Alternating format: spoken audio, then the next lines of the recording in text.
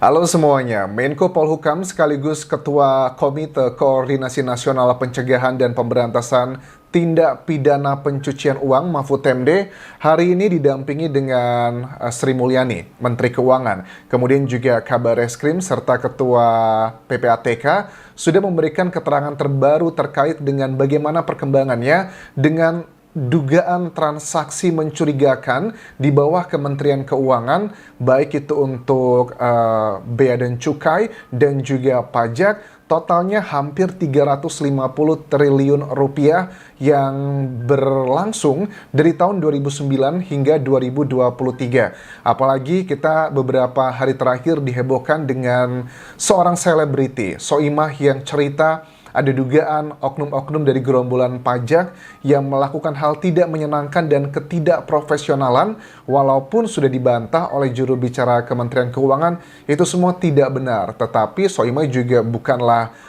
ngomong tanpa bukti, dia juga sudah menyiapkan bukti. Untuk lebih lengkapnya, kalian bisa tonton di video sebelumnya. Ini juga menjadi salah satu presiden buruk ya untuk Kementerian Keuangan, karena pajak juga sama ya di bawah Kementerian Keuangan sendiri. Nah, kemudian kelanjutannya seperti apa? Nah, kalau kemarin kan dari Komisi 3 DPR RI mengatakan ini bagaimana nih data yang disampaikan antara Mahfud MD dan Sri Mulyani itu berbeda. Katanya ada 349T, 874 miliar, 187 juta, sekian lah, nyaris 350T. Itu yang versinya Mahfud MD. Tetapi dari Sri Mulyani tidak sampai segitu. Katanya yang versi di bawah Kementerian Keuangan itu nggak nyampe di bawah 10 triliun gitu. Akhirnya dengan kehadiran mereka semuanya, Sri Mulyani dan juga Ketua PPATK serta Mahfud MD dalam konferensi pers ini, dikatakan dengan tegas bahwa tidak ada data yang berbeda yang kami sampaikan. Ya, terkesannya berbeda karena ada klasifikasi dan beberapa hal yang tidak dimaksudkan, yang tidak diikutkan. Coba kita simak dulu cuplikan keterangan dari Mahfud MD yang memberikan keterangan mengenai perkembangan mengenai dana hampir 350T yang mencurigakan di bawah Kementerian Keuangan ini. Terlihat berbeda karena cara klasifikasi dan penyajian datanya saja yang berbeda. Keseluruhan LHA, LHP yang mencapai 300 surat itu sama dengan total nilai transaksi agregat senilai lebih dari 349 triliun. Kemenko Polhukam mencantumkan semua LHA, LHP yang melibatkan pegawai Kementerian Keuangan, baik LHA, LHP yang dikirimkan ke Kemenko maupun LHA, LHP yang dikirimkan ke APH. Oke, jadi itu adalah poin pertama.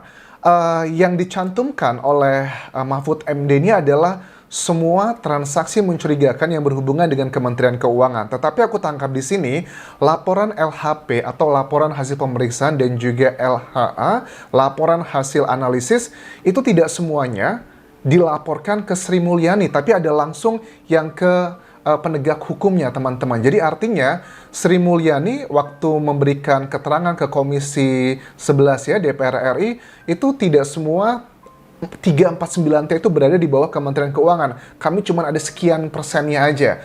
Nah, ini sepertinya dalam tanda kutip pada saat Sri Mulyani hadir, pada saat Mahfud MD memberikan keterangan tersebut, ini adalah sebuah kode bahwa ya, saya setuju dengan pernyataan dari Mahfud MD. Tidak ada perbedaan pendapat di sini. Itu adalah bagian pertama secara ya politik lah. Artinya Sri Mulyani mengakui bahwa data yang disampaikan oleh Mahfud MD itu adalah yang sesuai dengan data yang sebenarnya. Tetapi kemarin mungkin ada miskomunikasi. Ada yang bilang bahwa Sri Mulyani ini dibohong-bohongin nih sama bawahannya. Lanjut lagi apa yang dikatakan dari Pak Mahfud MD di sini? Atau aparat penegak hukum yang terkait dengan pegawai Kemenko dengan membaginya menjadi 3 klaster, sedangkan Kementerian Keuangan hanya mencantumkan LHA, LHP yang diterima dan tidak mencantumkan LHA, LHP yang dikirimkan ke APH yang terkait dengan Kementerian Keuangan. Oke, sekali lagi berarti LHA, laporan hasil analisis dan juga laporan hasil pemeriksaan, Sri Mulyani tidak mengecek yang dikirimkan langsung ke penegak hukum. Yang ada di versinya mereka aja. Jadi aku nggak tahu apakah ini adalah faktor keteledorannya dari Sri Mulyani ataukah ada sengaja oknum-oknum yang berusaha tidak menyampaikan data tersebut secara keseluruhan. Secara pribadi, aku termasuk orang yang yakin bahwa Sri Mulyani, Mahfud MD itu adalah sedikit orang di Indonesia, pejabat Indonesia yang memiliki integritas yang tinggi. Kemungkinan besar, prediksiku Sri Mulyani itu kayaknya dikadalin oleh oknum-oknum bawahannya. Dugaannya seperti itu. Kita lanjutkan lagi. Jadi ada yang ke Kementerian Keuangan, ada yang ke APH gitu. Nah, ini tidak dicakup. Nah, pada saat Pak Mahfud MD memberikan keterangan ini, kan sebelahnya juga ada Sri Mulyani. Kalau Sri Mulyani membantah, oh nggak benar, dia bisa aja langsung mengelah semua itu ya. Jadi itu sudah bagian secara tidak langsung mengkonfirmasi bahwa itu adalah benar, teman-teman. Transaksi mencurigakan secara agregat ini, agregat itu adalah dana yang keluar masuk ya dari 15 tahun terakhir.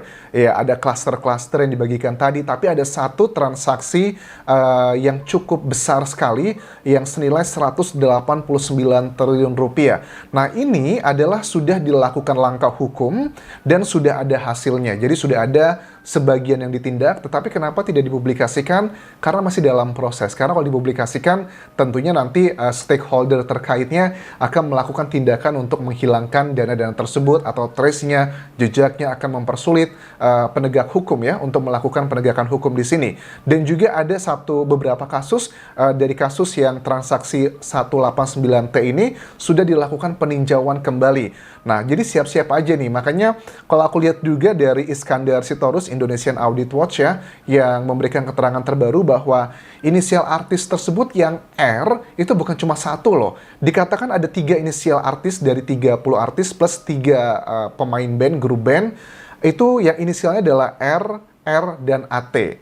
Waduh, ini kata-katanya tuh luar biasa sekali ya. Suka tidak suka di media massa, Raffi Ahmad adalah nama yang terus-terus disebut gitu. Mulai dari kedekatan dia kerjasama dengan mantunya Rafael Aluntri Sambodo, yakni adalah Jeremy Emmanuel Santoso yang merupakan manajer dari klub basketball miliknya Raffi Ahmad. Ada yang curiga bahwa kok Raffi Ahmad begitu dekat sekali ya dengan kekuasaan penguasa-penguasa. Ya, ada juga sejumlah public figure di Indonesia, misalnya sebagian netizen yang mengategorikan bahwa Renal Kasali ya, salah satu profesor di bidang ekonomi, memberikan ciri-cirinya. Ada yang memprediksi bahwa kok ini mirip banget sama Sultan Andara begitu. Ya, itu adalah masih dugaan-dugaan. Tapi dari Iskandar Sitorus mengatakan begini, buat artis-artis yang sudah heboh, baper, sebagainya, jangan terlalu berlebihan dan baper, karena kan saya tidak menyebutkan namanya siapa.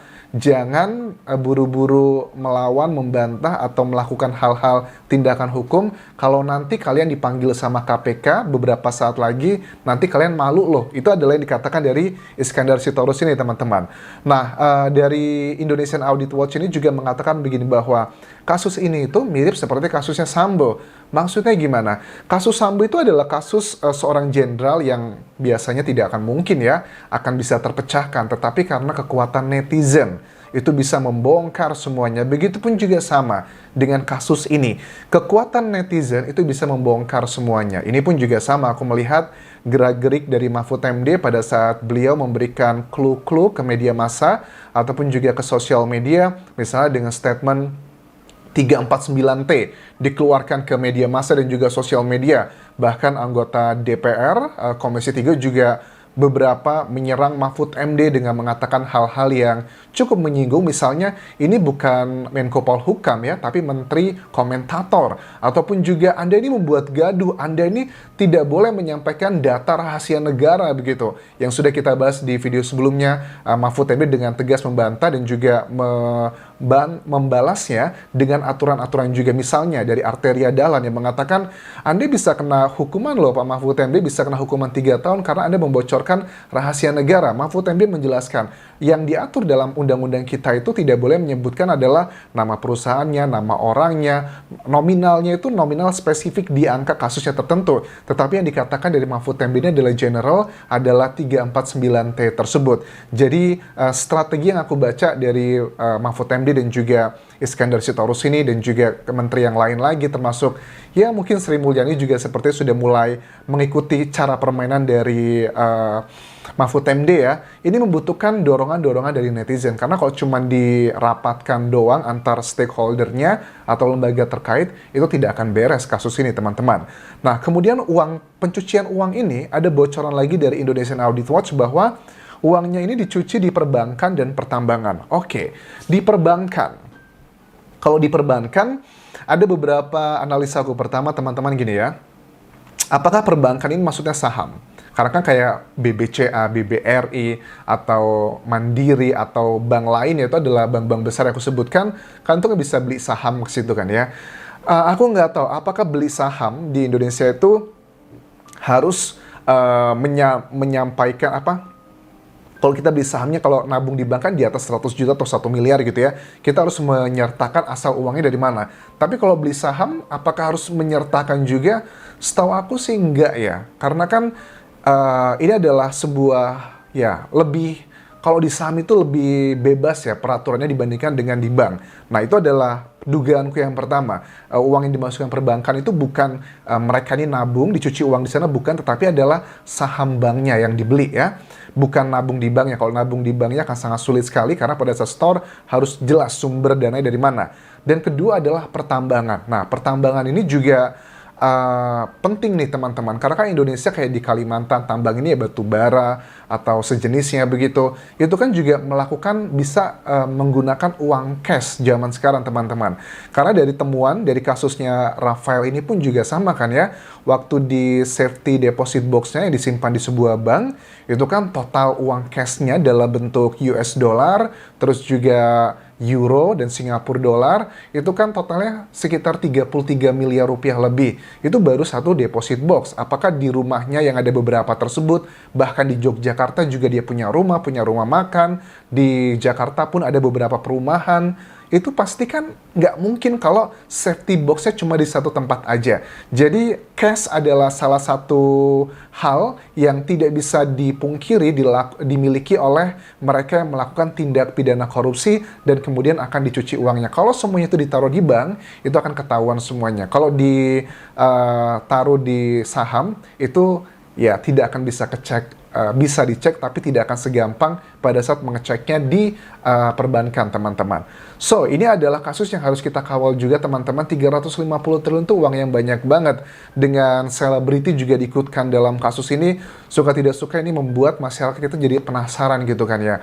Ya, which is ini baik juga sih, karena kan ini uang masyarakat loh, uang negara loh, pajak-pajak ini. Soimah sudah komplain, itu adalah menjurusnya ke Kementerian Keuangan. Terus juga sejumlah artis diindikasikan juga ke sana membawa nama besar Raffi Ahmad karena dia membranding dirinya dengan Sultan dan sebagainya. Walaupun sebagian masyarakat berpikir begini, kita percaya kok Raffi Ahmad itu orang yang kaya raya anjas, tetapi sekaya-kayanya dia apakah mungkin percepatan itu luar biasa? Bahkan dulu pada saat dia terkena kasus BNN ya, dia kan mengatakan sempat meminjam uang dengan temannya, sahabatnya, 1 miliar karena dia benar-benar nggak punya uang sama sekali. Artinya itu kan sudah berapa tahun yang lalu dia pernah dalam titik level terbawah. Ya, aku tahu lah, dia kan isi acaranya banyak banget. Tetapi kalau dia memiliki klub bola, terus memiliki usaha ini dan itu, karyawan banyak banget, dan dengan pengeluaran dia yang luar biasa, apakah itu masuk akal atau tidak? Ada yang pro, yang kontra. Yang pro, percayalah semuanya. Yang kontra, tidak percaya, harus dicek semua.